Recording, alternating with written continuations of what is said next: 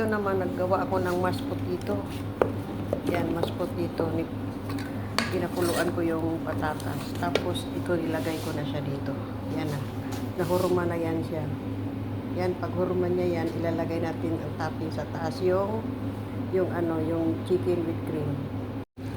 Gawa tayo ng chicken with cream, mga lalabs. Ito, nagalo-halo ko yung chicken with cream. Mayroon siyang garlic, onion, at saka siyempre black pepper, curry and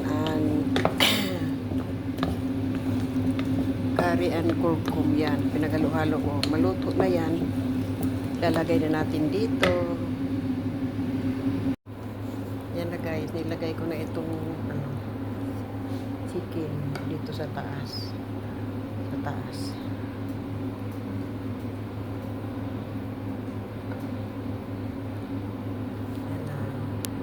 Yan naman natin yung natitirang mashed potato, nilagay natin sa taas. Yan.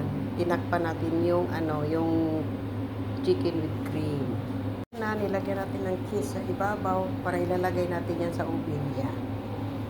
Yan, cheese with cream.